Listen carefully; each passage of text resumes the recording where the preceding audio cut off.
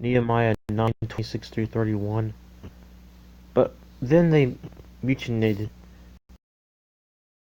rebelled, and killed your prophets. The very prophets you tried to get them back on your side. So that, when you see somebody has this haughty spirit, who just needs to learn how to be more humble. I mean, we're supposed to wash one another's feet. They should wash mine, but it's just a general, overall, never-ending growth, and then we can each help each other benefit and push each other more towards holiness. But yet they have this haughty spirit. The very prophets you try to get them back on your side, and then things went from bad to worse. You turned them over to their enemies, who made their life rough for them. But when they called out for help in their troubles, you listened from heaven, and in keeping with your bottomless compassion, you gave them saviors, saviors who saved them from the cruel abuse of their enemies. Again, this haughty spirit. We should be there's FAT is what we should see in other Christians. You have a faithful attitude, you have an available attitude, and you have a teachable spirit. Otherwise, you're being like your enemies.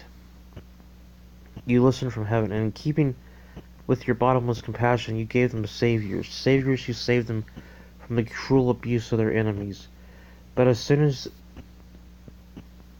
they had it easy again, they were right back at it, more evil. So you turned away and left them again to their fate. And the enemies who came right back, they cried out to you again. In your great compassion, you heard and helped them again. This went on over and over and over. You warned them to return to your revelation that we shall submit humbly to one another.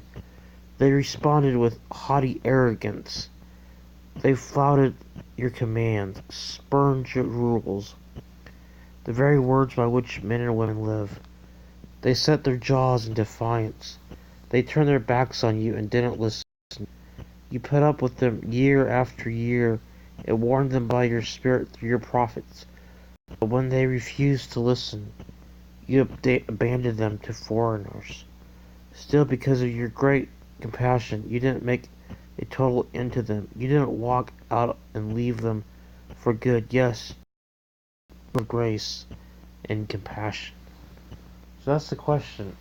Are you a God? If he's a God of grace and compassion, and we're supposed to be like him, do we have grace and compassion in our attitudes?